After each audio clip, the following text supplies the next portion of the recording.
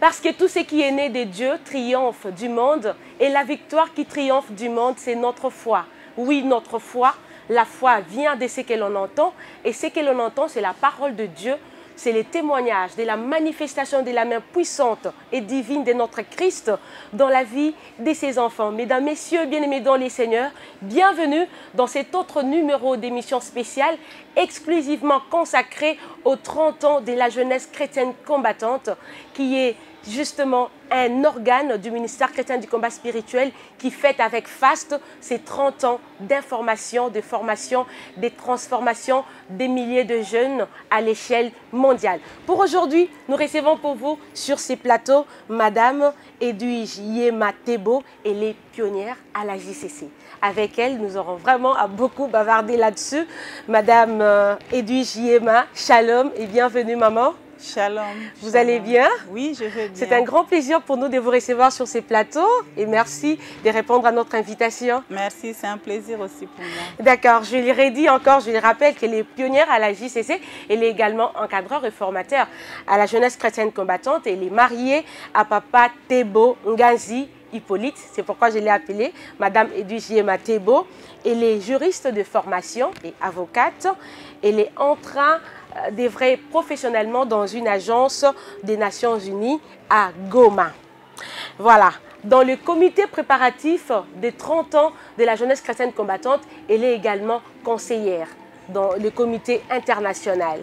Alors, Maman Edwige Yema, je l'ai dit tout à l'heure que vous êtes pionnière et encadreur, formateur à la jeunesse chrétienne combattante. D'entrée des jeux, dites-nous un peu en tant que pionnière, 28 ans à la JCC, vous avez certainement une petite histoire à nous raconter à propos de la JCC. Merci beaucoup. Merci pour la parole. C'est vrai, j'ai une grande histoire à raconter autour de la JCC.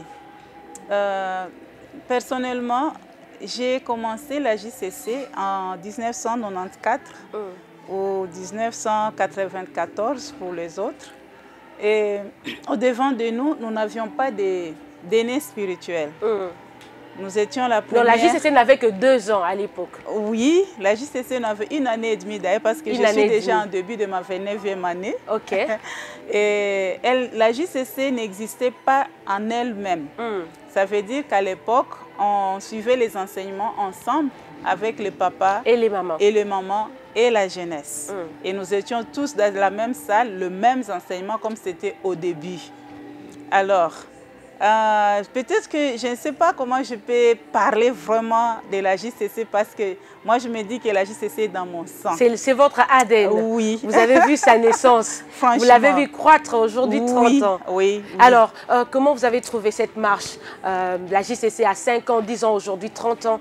Est-ce qu'il y a des choses qui ont bougé? C'est Dieu est resté le même, il agit toujours? Oui. La JCC a grandi, je peux le dire, mais je souhaiterais commencer par comment je me suis retrouvée dans la JCC peut-être, pour comprendre un peu de là où Dieu m'a tiré, les canaux qu'il a utilisés pour que je sois à la JCC. Nous rappelons déjà que c'est à Goma que tout se passe dans la vie de Maman Edwige Yema Tebo. C'est à Goma qu'elle rencontre ses dieux du ministère chrétien du combat spirituel et elle continue à œuvrer là, à Goma toujours. Elle est venue avec la délégation de Goma dans les 30 ans de la JCC. Alors, bien avant que l'on arrive là, comment est-ce que vous l'avez rencontré et tout? Comment se porte la santé de la formation à Goma? La JCC Goma se porte-t-elle bien?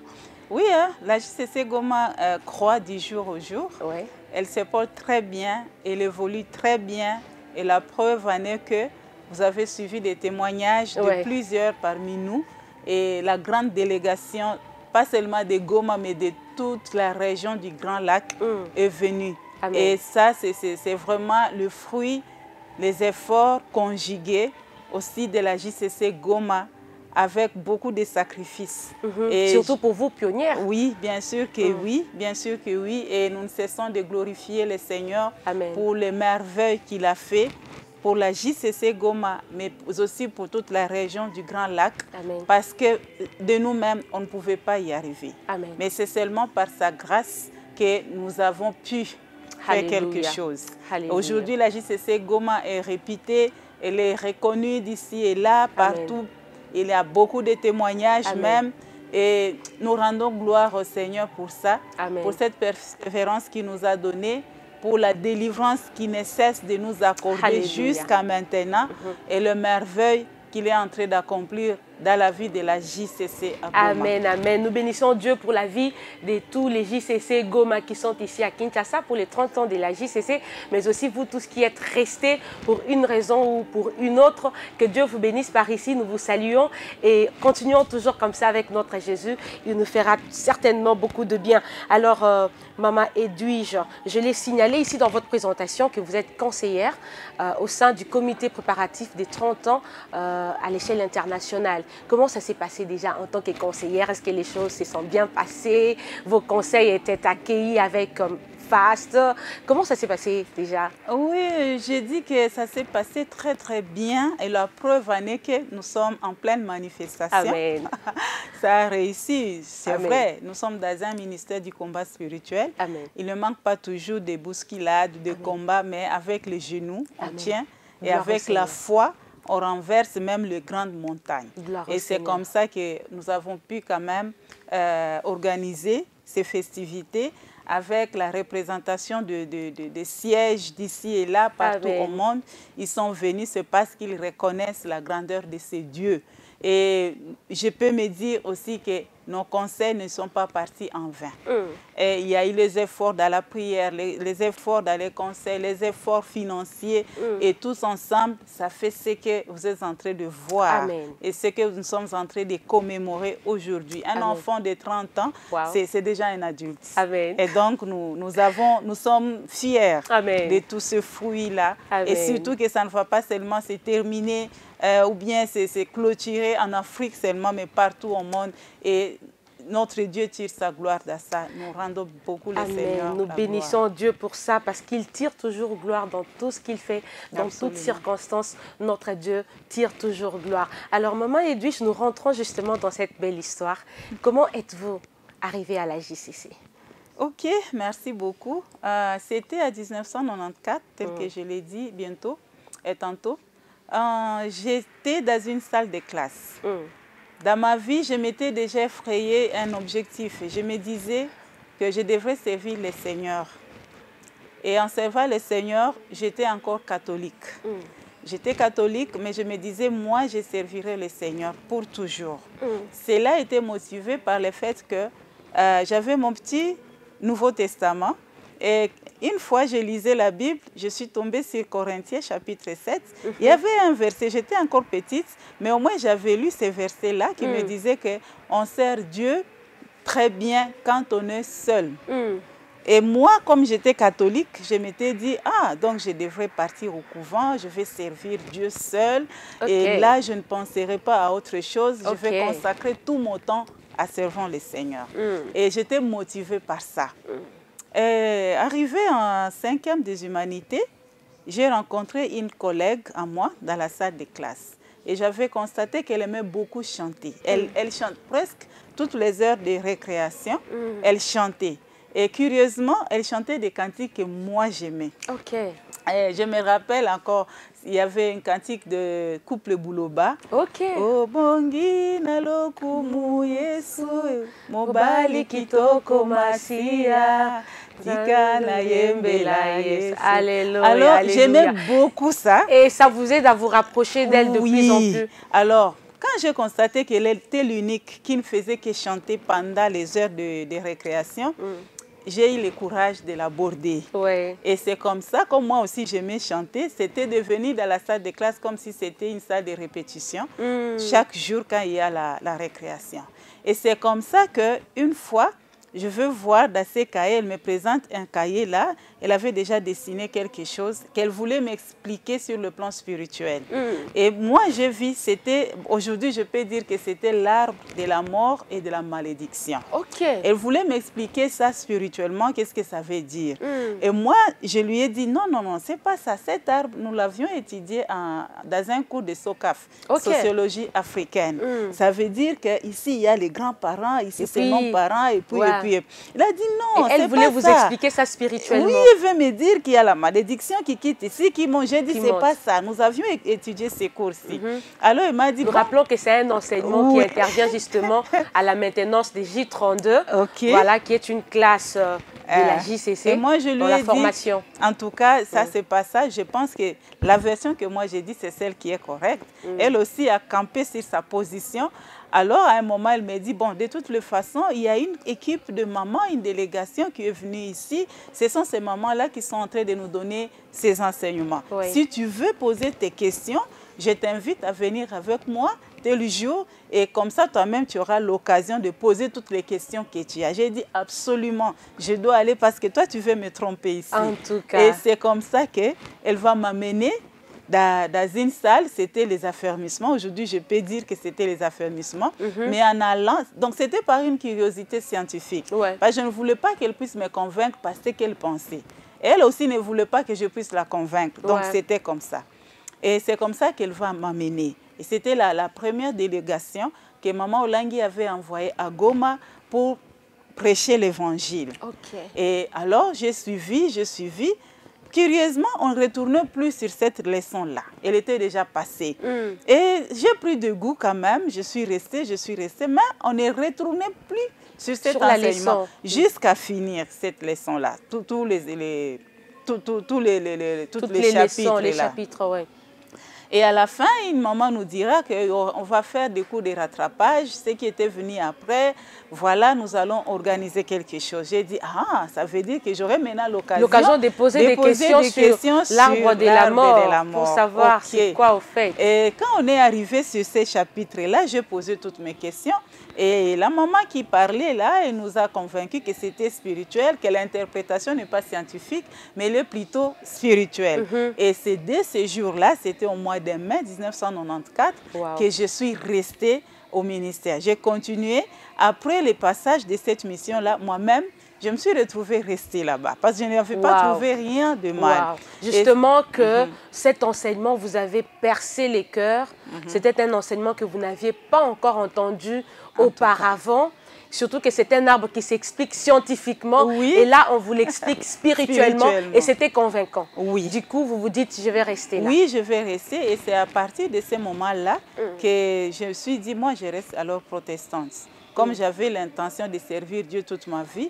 Et je pense que ça, c'est un bel endroit pour moi. Pour servir le pouvoir Seigneur. Servir le Seigneur. Et je suis restée au ministère comme ça. Amen. Au fil du temps, et donc nous sommes la première génération avec le Maître du Ciel, le Papa Dr Paul, Papa Didier. Donc, on était vraiment une équipe très unie, très soudée. Amen. Et c'est comme ça que nous avons reçu des missionnaires, les passages des missionnaires de la JCC, surtout le frère Jean-Philippe Abedi, qui était venu aussi en 1998, qui est resté plus de 2 ans avec nous. Les enseignements, on est restés ensemble. Qu'on ait un missionnaire ou pas, nous-mêmes, on restait en train de nous occuper de nous-mêmes et de nos cadets aussi. Amen. Alors, vous arrivez au ministère, à la JCC, vous commencez à évoluer et la vie était facile? Tout allait bien? Pas du tout. La vie n'était pas facile. Nous étions, aujourd'hui, on a une forme. Nous étions, je ne sais pas comment est-ce que je peux le dire. Vide. Franchement, la vie n'était pas facile. Moi-même, je me rappelle, on marchait toujours à pied. On manquait le transport, tu pouvais entrer dans un jeûne et tu finis, tu n'as même pas du sucre pour clôturer ton jeûne. Tu n'as même pas d'habits propres que tu peux porter devant toute une assemblée et ce n'était pas facile pour nous. Les études, c'était vraiment un grand problème pour payer les études. Et c'est comme ça que nous sommes restés en train de prier. On nous prêchait afin toujours. Que Dieu puisse vous faire sortir de cette situation. La persévérance, l'endurance, la délivrance, la sanctification. C'était à la base de nos enseignements et de notre engagement. Amen. Et c'est comme ça qu'en équipe comme ça, on est resté soudés. On entrait toujours dans les jeûnes, les prières, des retraites, des chants de prière. Même quand vous n'aviez pas quoi manger au sortir. On ne voyait pas tout ça. Pour nous, donc Dieu nous a fait grâce. On était en train seulement de chercher le royaume des cieux. Mais on savait que derrière ces sacrifices-là, il y a de bénédictions. Alléluia, c'est comme le dit la parole de Dieu. Voilà. Cherchez premièrement le royaume des cieux et le reste vous sera donné par-dessus tout. Alors, comment maintenant ces enseignements, cette persévérance, cette vie de sanctification que vous rencontrez au sein de la JCC impactent votre vie? Personnellement, ces enseignements ont impacté ma vie dans plusieurs sens. Je vais les épingler dans deux aspects. Sur l'aspect des études, comment j'ai étudié et comment j'ai travaillé. C'est soudé. Et puis, je vais parler un peu de comment est-ce que je me suis mariée. Donc, c'est un peu ça.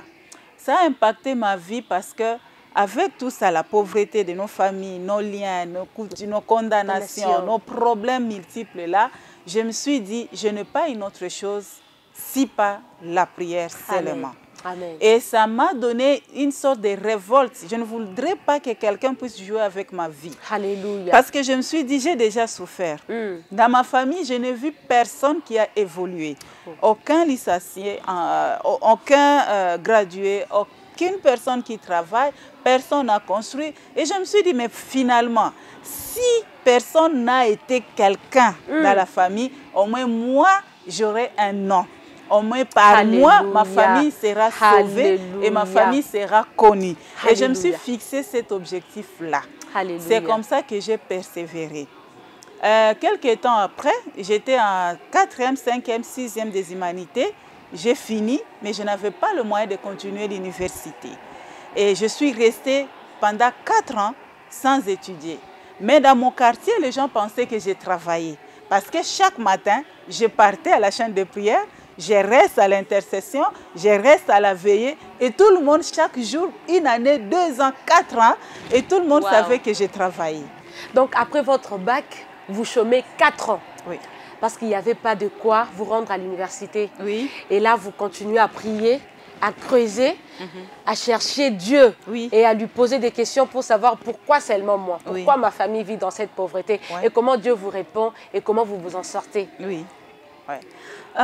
Je suis restée comme ça après les 4 ans. Une fois, après les jeûnes, prières, sacrifices, j'ai passé tout le temps auprès des serviteurs de Dieu, du centre pénien, de la CIFMC, jusqu'à venir habiter au siège avec les serviteurs de Dieu. Et c'est après les 4 ans qu'un papa que j'ai béni beaucoup, qui est vraiment pour moi un père.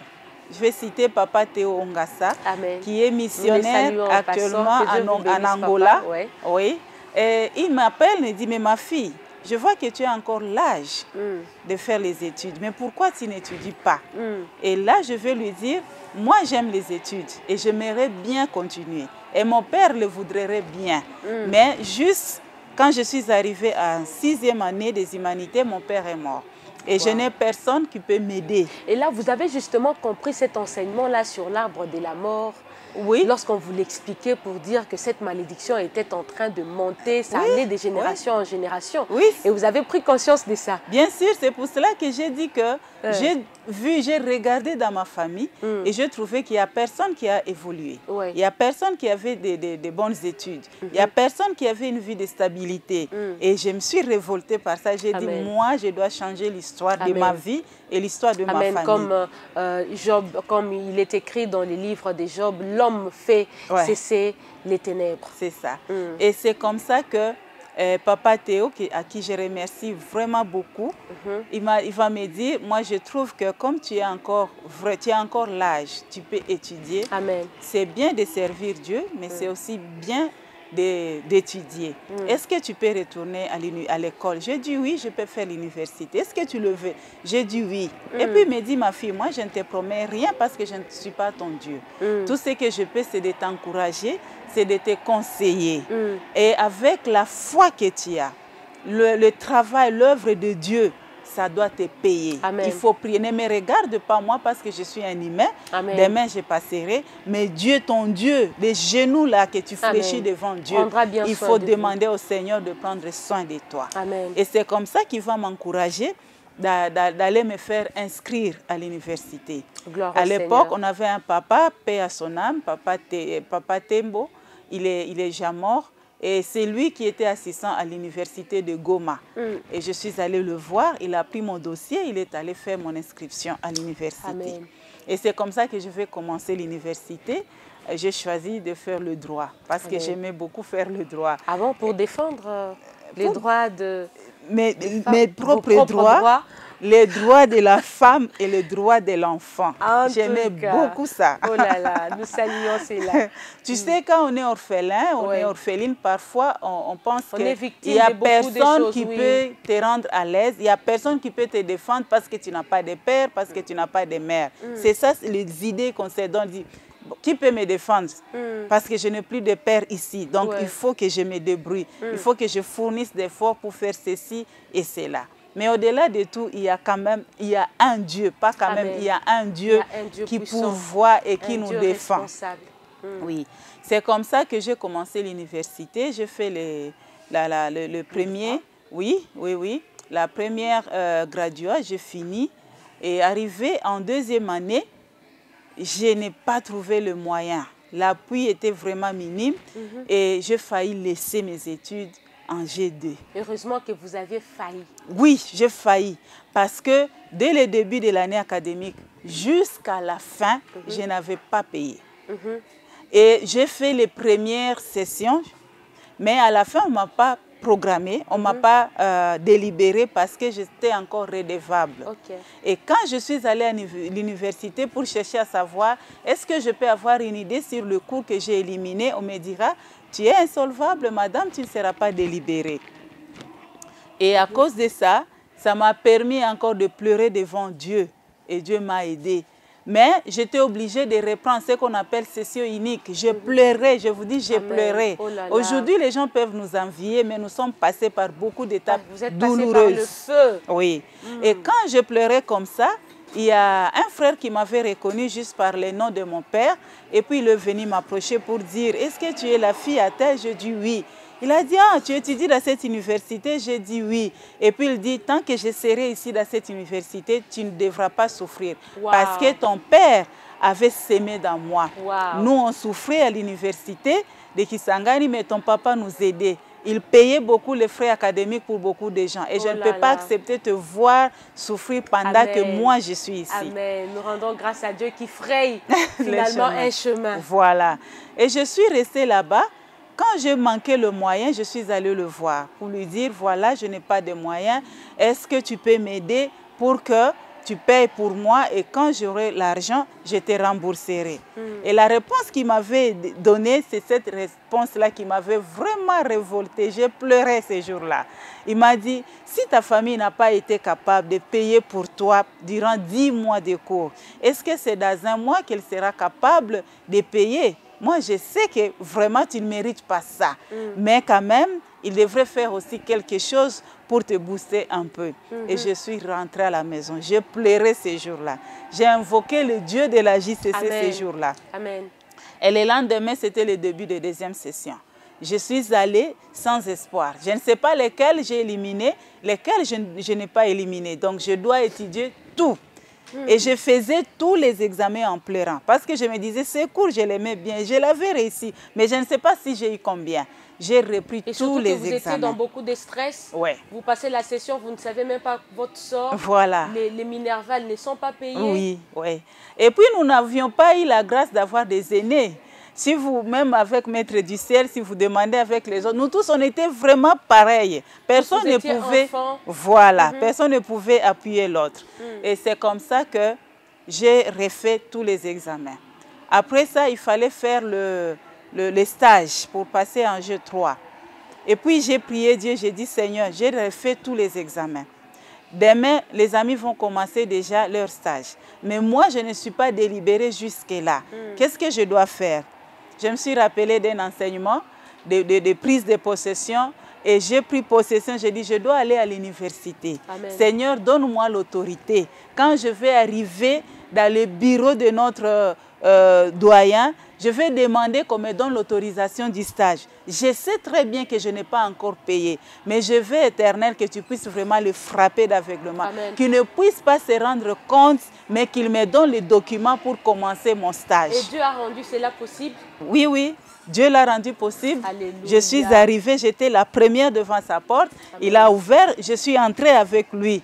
Quand lui, il est entré, tu viens faire quoi dans mon bureau? Moi, j'étais en train de prier, Seigneur, souviens-toi de moi. Et j'ai exprimé mon besoin. Il a dit, ah, ok, tu veux aller faire le stage? Oui, où? À l'auditorat militaire. D'accord. Il s'est mis debout, il a pris les formulaires, il a complété en mettant mon nom, il a mis les sceaux et il m'a donné. Amen. En sortant de là, je ne faisais qu'adorer Dieu. J'ai dit, Seigneur, Dieu merci. Tu agis. Lui qui rend toutes choses possibles. Voilà. Et finalement, vous terminez les études. Et finalement, oui, j'ai terminé. Et depuis lors, je n'avais plus manqué les frais académiques. C'était en jeudi jusqu'en L2. J'ai eu mon diplôme de licence. Je n'ai plus connu cette difficulté financière-là. C'était vraiment la fin. Le Seigneur a suscité, même les gens de l'étranger, ils m'envoyaient de l'argent. J'ai étudié maintenant dans des conditions, on dirait, un enfant de ministre. Oui, c'était la délivrance. Oui, et c'est comme ça que j'ai fini mes études. Et 2 mois plus tard, tellement je fournissais beaucoup d'efforts, je ne voulais pas de deuxième session, je me suis donnée. 2 mois plus tard, je suis tombée sérieusement malade. Et là, mon regret, c'était quoi? C'est que si j'étudiais beaucoup, je me privais du repos, je ne voulais pas les deuxièmes sessions, mais je ne voulais pas aussi que mes camarades me précèdent dans le champ du travail. Parce que je me disais, je dois prêter serment, je dois commencer à travailler. Mais si... C'est la réclamation de l'analphabétisme qui change de forme. Oui, oui, bien sûr. Et du côté financier, le côté financier s'est ouvert. Maintenant, c'est la maladie qui prend place. Quand la maladie a pris place, là, je suis restée, j'ai dit, Seigneur, accorde-moi la grâce. Ça fait 1 mois que je suis malade, mais je ferai comment? Mais un jour comme ça, un dimanche, je me sens un peu forte. Je me dis, je dois aller à l'adoration. Après 2 mois, tout le monde pensait que j'étais partie en vacances comme j'ai fini les études. Après 2 mois, j'arrive à l'adoration. Je trouve un frère qui était aussi encadreur, et qui n'était plus, qui ne vivait plus à Goma, il commençait à travailler à Bukavu. Maintenant, il était venu à Goma. Quand il me voit, Sœur Duche, tu es là, je te cherchais, je ne te voyais plus. Je pensais que tu es voyagé. Tu es là? Je dis, oui, je suis là. Il dit, après l'adoration, on va se voir. Ok, j'ai béni beaucoup le frère Justin Cantolé. C'est lui qui m'avait donné l'information sur où est-ce que je peux aller déposer ma demande de travail pour être embauché. Il va maintenant me dire, tu sais, si je t'ai cherché, c'est parce qu'il y a une organisation internationale qui est arrivée ici et on est en train de recruter les jeunes. Est-ce que tu peux aller aussi essayer? Tu oses un peu, Dieu peut faire quelque chose. J'ai dit, bon, ok, c'est où? Il m'a fait l'adresse, j'ai dit, ça va. Comme aujourd'hui c'est dimanche, demain je vais y aller. Le matin, je me suis réveillée, je suis allée à la chaîne de prière. Après la chaîne de prière, j'étais très bien vêtue là. Oui, oui. Se prépare toujours spirituellement. Oui, oui. Avant d'affronter. C'est ça. À l'époque, nous n'avions pas de voiture. J'ai pris ma moto, je suis allée. Je vois, en venant seulement dans l'avenue comme ça, je vois il y avait plein de monde, beaucoup de gens alors. C'était vraiment toute une foule. Et moi, avec les motards, je me demandais qui suis-je pour percer tout ce monde-là et entrer dedans. Et puis une voix m'a dit, toi, tu es distincte. Donc, tu ne dois pas te comparer aux autres. Vas-y seulement. Les motards ont pris le courage. Il y avait beaucoup de monde à l'extérieur. Mais comment franchir pour arriver jusqu'au portail là-bas? Au fur et à mesure qu'il avançait, au fur et à mesure que les gens nous laissaient le passage libre, le passage jusqu'à arriver au portail. Le gardien qui était dedans, il a entendu qu'il y avait une moto qui venait d'arriver là-bas. Il a ouvert, je suis descendue, j'ai payé les motards. Directement pour entrer dans les clôtures, dans les bureaux des organisations internationales, ce n'est pas facile. C'est pas facile. Mais Dieu a fait un miracle là. Moi, je suis descendue, je vois le monsieur, il dit, ah, bonjour, bonjour madame, bienvenue, bienvenue. Il m'oriente directement. J'ai dit, Seigneur, c'était le premier signe. J'entre dans l'enclos, mais je ne sais pas, je vais m'adresser à qui. Et il y avait deux maisons dedans. Je me dis, mais je pose la question à qui et je vais où?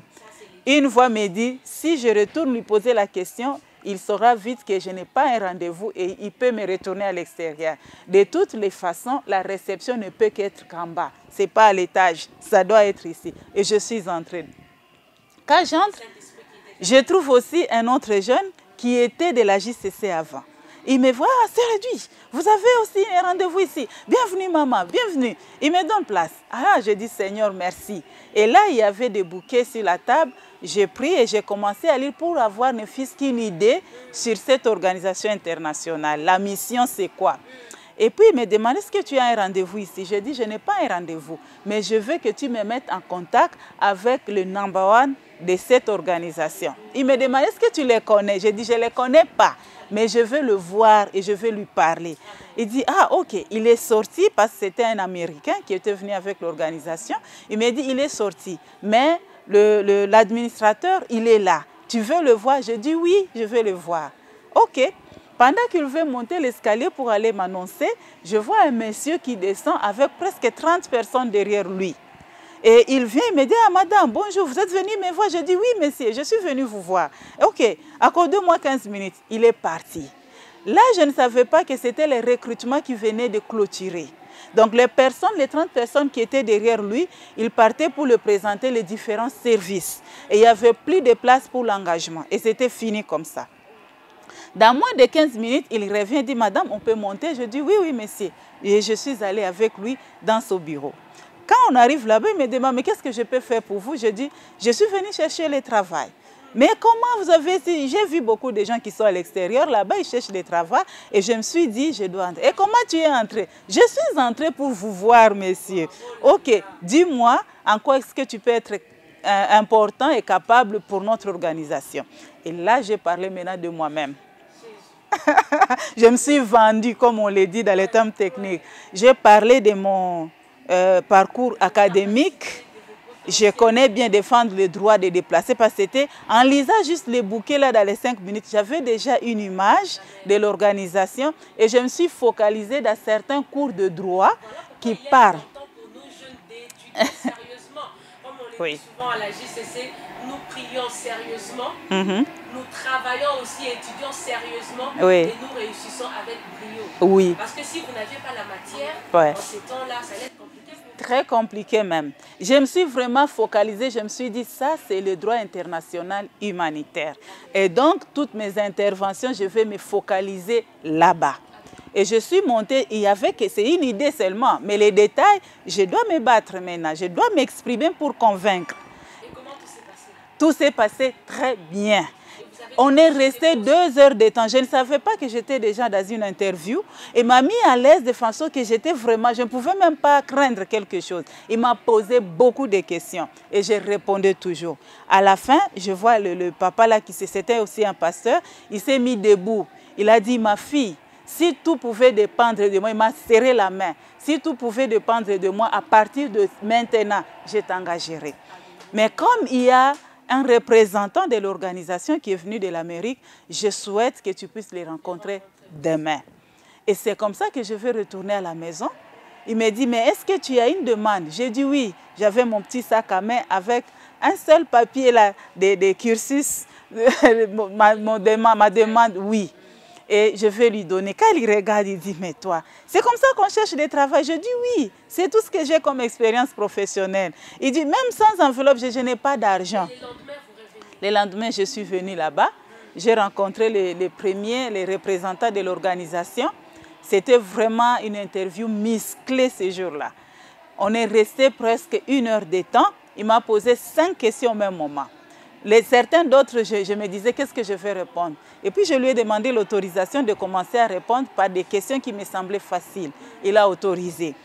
J'ai répondu à la première. Arrivé à la 3e question, il s'est mis debout. Il a dit, d'ailleurs, le monsieur qui vous a accueilli hier, il m'a déjà parlé de vous. Tu es une brillante femme.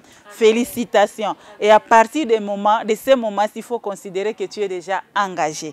Tu restes là-bas toute la journée et tes dollars, c'est ça le mot qu'il avait utilisé, commence à entrer. Et à partir de cette minute-là, ils ont fait les badges pour moi, les contrats, toute la journée. C'est comme ça que j'avais eu mon premier travail, en 2 mois de clôture de l'université.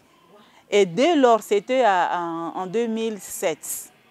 Jusqu'aujourd'hui, c'est moi qui laisse la chose, comme disent les Gilles. Ce n'est pas la chose qui me laisse. C'est quand je veux, je ne trouve plus assez d'intérêt, je démissionne. Je cherche, avant même que je cherche, je sens moi-même la conviction que si j'ose ici, on va me prendre. Et dans toute ma vie professionnelle, c'est ça, c'est comme ça que je mène ma vie. Ça, c'est ce que notre Dieu, le Dieu de la JCC, est capable de faire. Oui. Les vies de ses enfants, oui. Il se donne à fond, oui. Il se livre à vie totalement. Depuis 2007 jusqu'à aujourd'hui, j'ai travaillé dans 5 organisations internationales et 2 fois dans l'Agence des Nations Unies. Oui, le Dieu de la JCC, en fait, en 1998, Dieu nous avait donné une promesse. Non seulement qu'il avait conclu une alliance avec nous, si vous suivez souvent les prédications de mon frère Dieudonné du ciel, il parle toujours de cette alliance.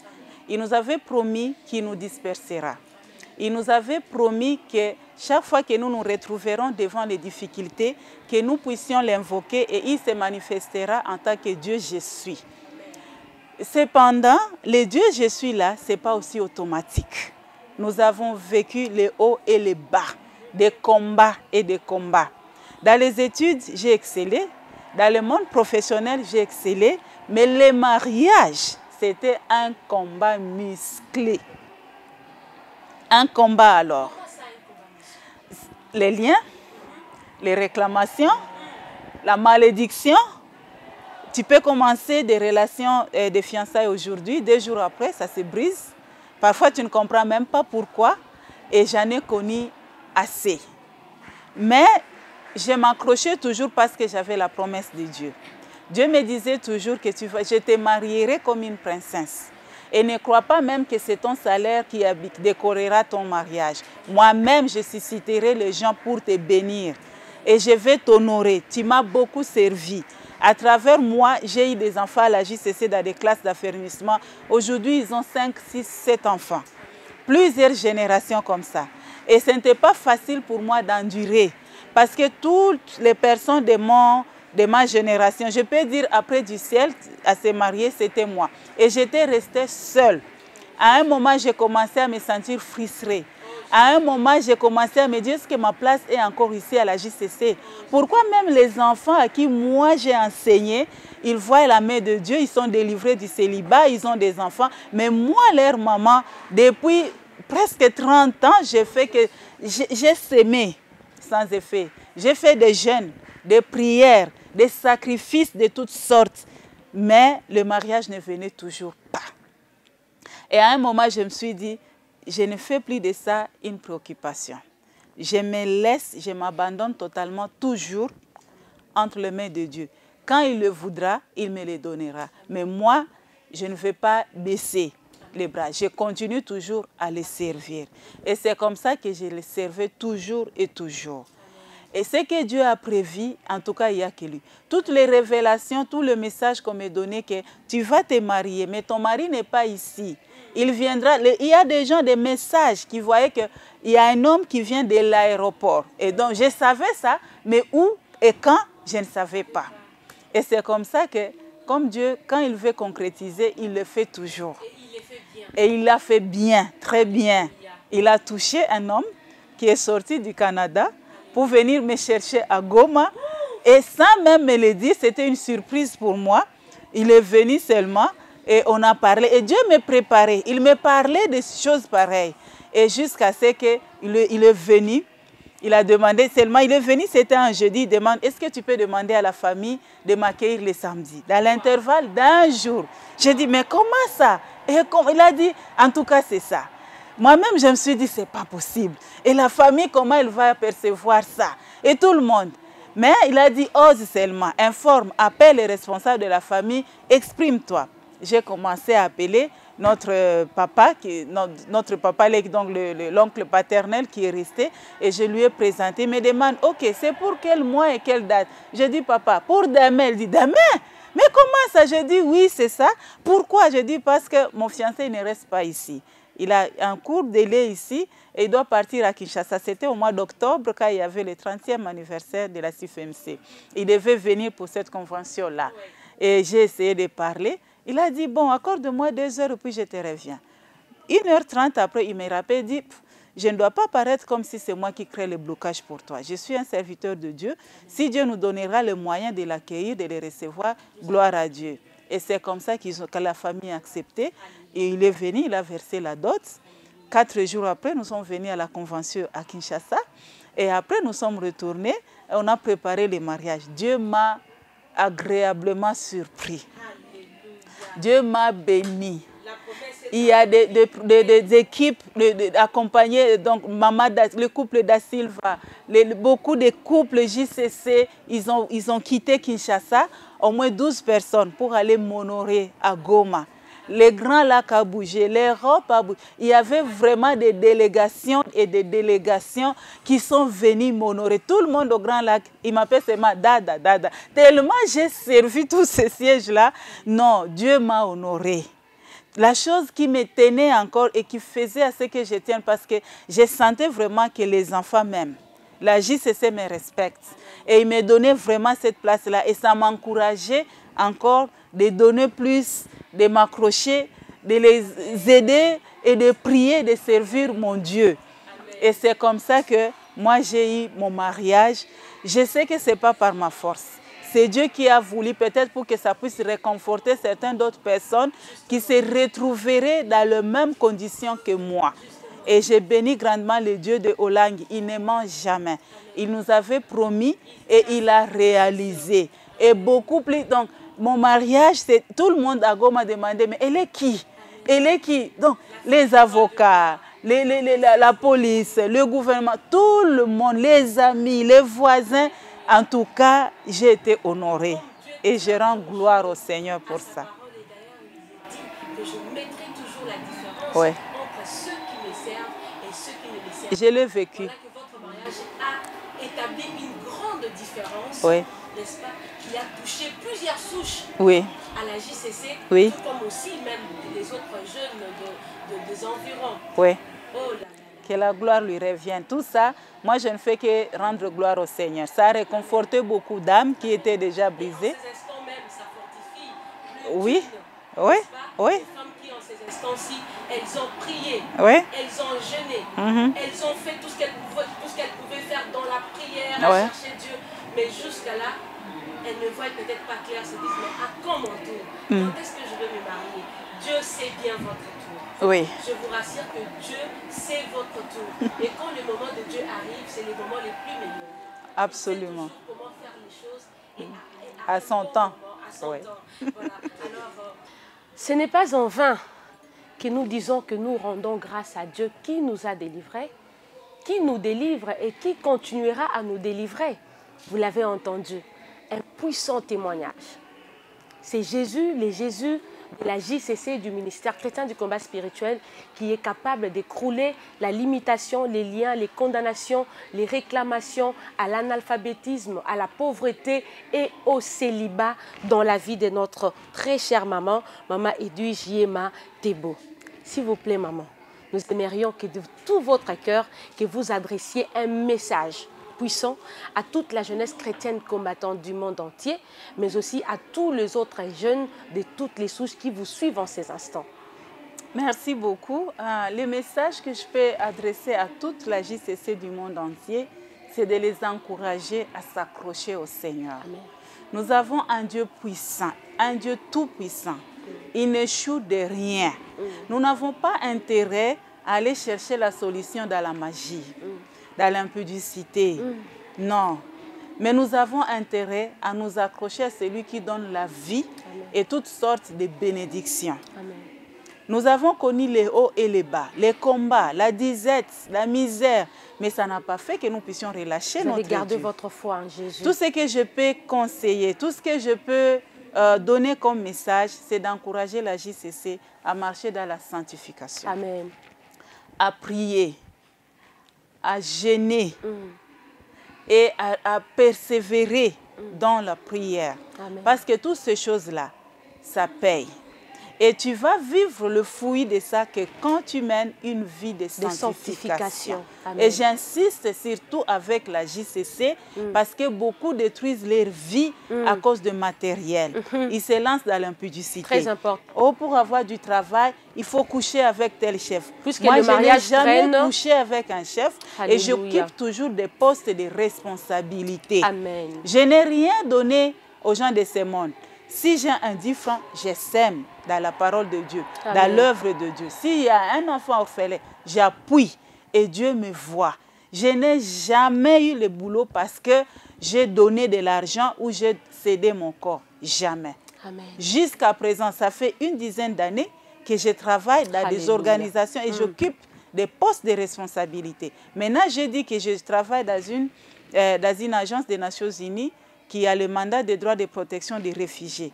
Ce n'est pas que j'ai donné mon corps, ce n'est pas que j'ai donné l'argent, ce n'est pas que j'y vais et quelqu'un d'autre va travailler. Il faut en dire, accepter de porter la responsabilité. Amen. Prier aussi. C'est quand on est faible parfois à assurer certains postes que les chefs profitent pour vouloir profiter de nous. Comprenez un peu cette tautologie. Parce qu'on te retrouve que tu ne travailles pas bien. Tu ne donnes pas les résultats. Alors, il faut qu'on t'exploite sexuellement pour te garder. Non, la justice doit renoncer à toutes ces choses-là.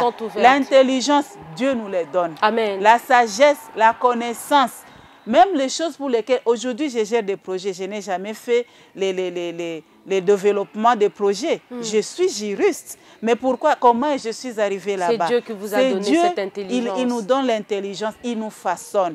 Moi, j'encourage à la JCC de compter sur son Dieu. Amen.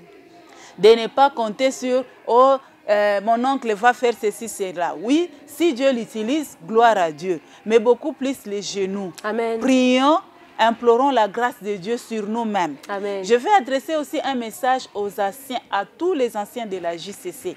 N'abandonnons pas nos cadets. Prions toujours pour eux. Encourageons-le. Prêchons. On n'a pas le temps, mais on ne peut pas manquer le temps pour son Seigneur. Donnez-nous toujours un moment pour rester avec nos cadets, les encadrer, les conseiller, prier pour eux et donner des conseils qui les aident à tenir bon et à vivre le merveille. Ce que Dieu a fait pour nous, qu'il le fasse aussi aux enfants et aux jeunes que nous sommes en train d'encadrer. Ça, c'est mon vœu et c'est ma prière. Alléluia. Raison pour laquelle je prie à tous les anciens de ne pas oublier la JCC et d'aider cette jeunesse. Nous n'avons pas eu des aînés peut-être et d'autres en ont eu, mais ce n'est pas une raison que nous puissions abandonner ceux qui viennent après nous. Amen. En tout cas, j'aime beaucoup la JCC. Que Dieu la bénisse et que nous puissions toujours la soutenir. Ouf! Alléluia, alléluia. Un témoignage à couper des souffles. Que Dieu bénisse toute la JCC du monde entier. Parce que tout ce qui est né de Dieu triomphe du monde. Et la victoire qui triomphe du monde, c'est notre foi. Vous avez entendu dans la bouche de sa servante et la servante de Dieu, Maman Edwige, Yema Tebo, combien elle a tenu dans sa foi. Quand l'analphabétisme toquait, elle n'a pas cédé. Elle n'est pas allée toquer aux portes des magiciens. Elle ne s'est pas livrée dans l'impudicité. Quand la pauvreté a toqué, elle a gardé sa foi. La foi qu'on nous prêche à la jeunesse chrétienne combattante à la JCC. Et quand même les célibats a duré et perduré dans sa vie, elle a gardé sa foi. Parce que c'est la victoire qui triomphe du monde, comme le dit la parole de Dieu dans 1 Jean 5, 4. Je sais que nous avons été bénis de par le monde, par ces grands témoignages. Merci beaucoup, Maman Edwige. C'est moi qui vous faites un coucou à papa. Merci beaucoup. Papa canadien, vous allez saluer quand même papa. Je salue papa qui mon vous a honoré après un long moment de célibat. Mari, Hippolyte Tebongazi, là où il est au Canada, je l'aime beaucoup. Amen. Je lui fais beaucoup nous de vous saluons, bisous. Nous vous saluons, papa. Que l'Éternel Dieu vous bénisse très abondamment. En tout cas, maman, c'est fait un grand plaisir. C'est avec beaucoup de respect, beaucoup de reconnaissance que nous vous avons reçu sur ces plateaux en tant que pionnière et encadreur ancien de la JCC Goma. Que Dieu vous bénisse très abondamment. Amen, c'est aussi un plaisir pour moi. Merci beaucoup, maman. Peuple de Dieu, mesdames et messieurs, merci de votre attention soutenue à cette émission qui nous a tous bénis. On se retrouve très prochainement pour un autre numéro. Bonne fête à toute la JCC du monde entier. Ciao!